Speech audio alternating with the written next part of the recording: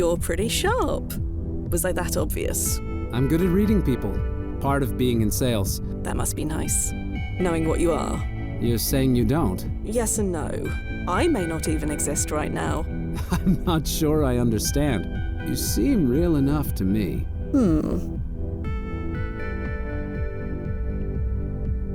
Am I real enough to share a drink with? I can't think of anything I'd rather do more. A Weathered cocktail, please. Same for me. Right away.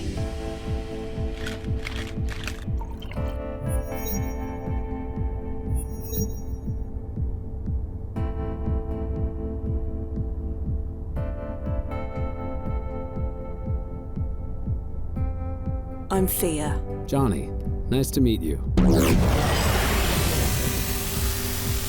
Well, blast it.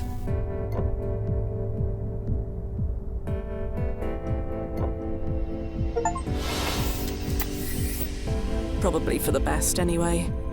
I was working on a different project, but then I realized this came out, and I had been looking forward to it for a good while now, so I'm letting it cut ahead in line. Besides, I'll let you in on a little secret and tell you that both projects are point-and-click adventures, so we're going to be at this formula for a little while. This time, however, rather than dealing with aliens and traveling to other worlds, we're dealing with time travel. Yeah, things are going to get pretty complicated and pretty existential in certain places. And some of these places are very interesting, to say the least. We're also dealing with another Wadjet Eye game, in-house from the developers themselves no less, rather than just their publishing arm. Which means we're bound to get something that's at least pretty decent given their history with this genre. But enough with the preamble.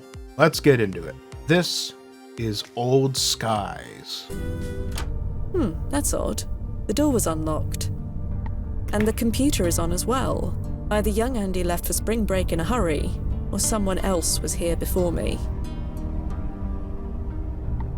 This is clearly a young Joe Anderson. Or Andy, I guess. I don't recognize the girl beside him, but they make a cute cluster, assuming they are a cluster.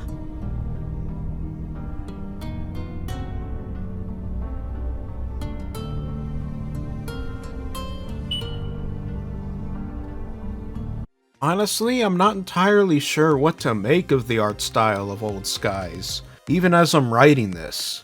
You've got some pretty nice hand-drawn environment art mixed with some digital animations that almost look like special effects in a movie that add to a sort of cyberpunk atmosphere in the present day, so that looks fine for the most part.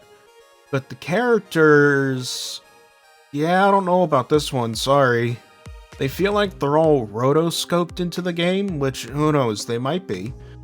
Which is nice and all for dynamic movement, but this is a point-and-click game, not Prince of Persia. You're not usually doing anything very active, so what you get are characters who usually look kinda like blobs that are humanoid in shape and molded into different outfits. And don't even get me started on when they zoom in on faces. Ugh. It also means the characters stand out immensely from the environment due to how brightly colored they are in comparison, which can be both a good and bad thing depending on how you look at it. Speaking of, I will add that there is a good deal of environmental variety due to the time travel plot, jumping between some rather interesting points in time. And on that note, let's move on to the story, because if I'm being honest, I can't really think of anything regarding the sound and music. It's fine, I guess.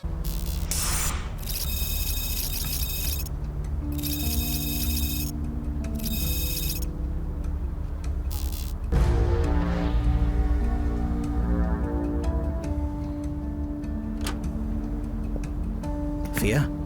Fia, come in. Blast it. It can't end like this. Come on. Don't freak out. Think. You've got this all under control.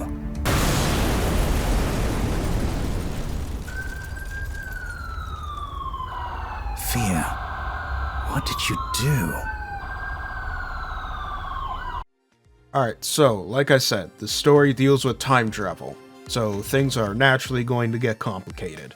I'll keep things more concise and try not to spoil anything, which is also why you're only seeing footage from the first two chapters.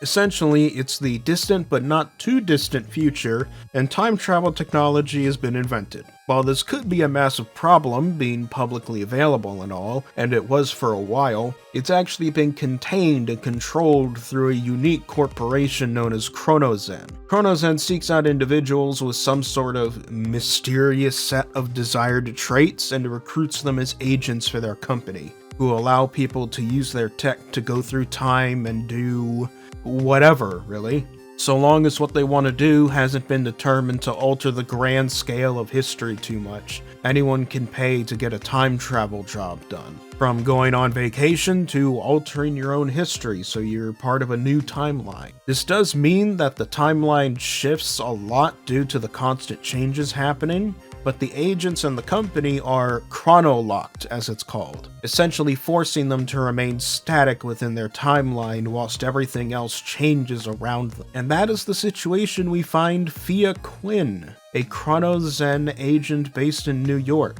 We follow her as she goes through a variety of different jobs that take her to many different locations throughout time, with the occasional complication occurring, from people going rogue to paradoxes. Pretty much anything is on the table here.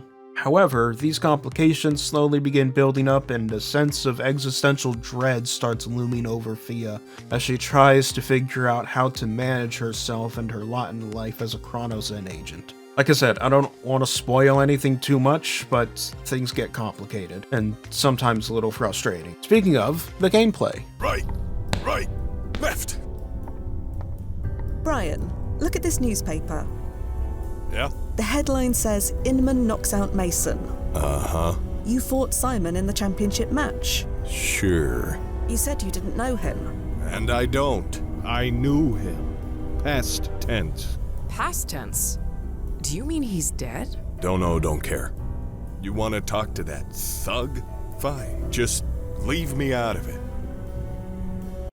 So, we are indeed dealing with a point-and-click adventure game, and that does include your standard gameplay mechanics.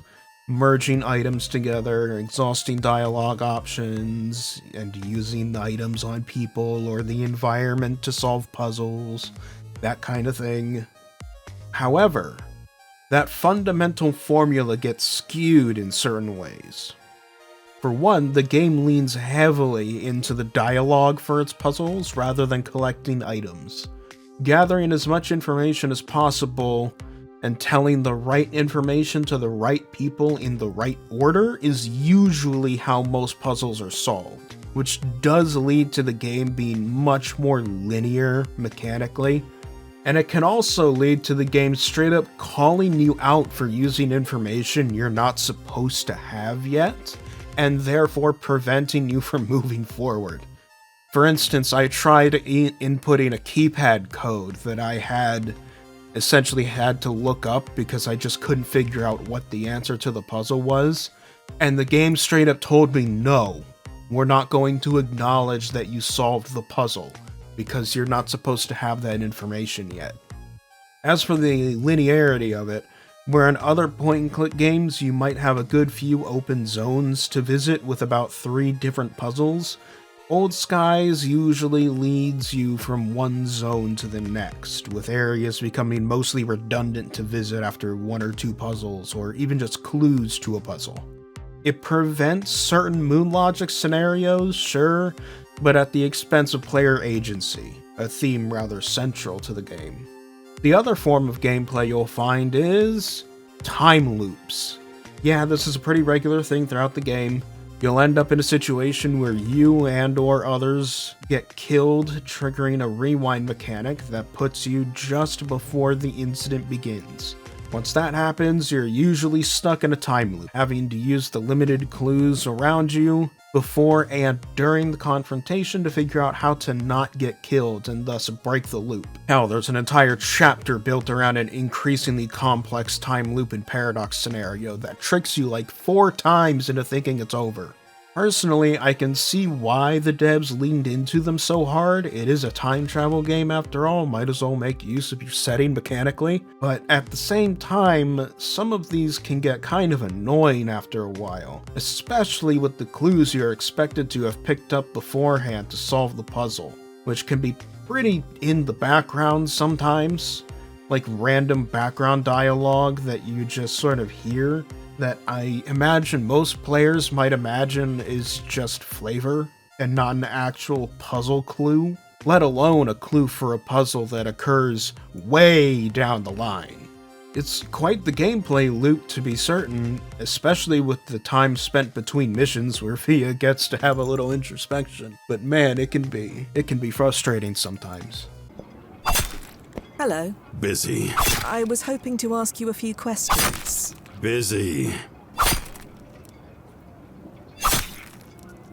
It'll just take a moment. Please? Is that a yes? It's a free country. Do you know Simon Inman? Inman. Simon Inman. Won the City Heavyweight Championship 6 months ago. So, are you familiar with the Breakdown Boys? I hear they operate out of this area. Did you really think that would work? And that is Old Skies, the newest project by Wajidai Games. Personally, I think I'm still more of an unavowed fan myself, and nothing has beaten Primordia for me, though that was developed by Wormwood. But it's still a good and interesting point-and-click experience that I think most fans of the genre will get a kick out of, if not get a little emotional for at some points. This has been TheRatMan, and I will see you all later.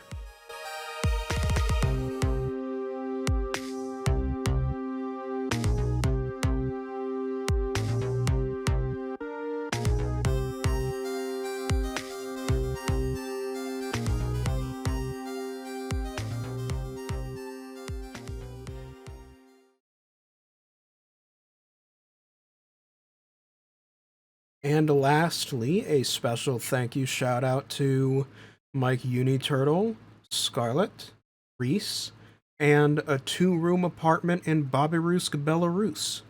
Thank you for the $5.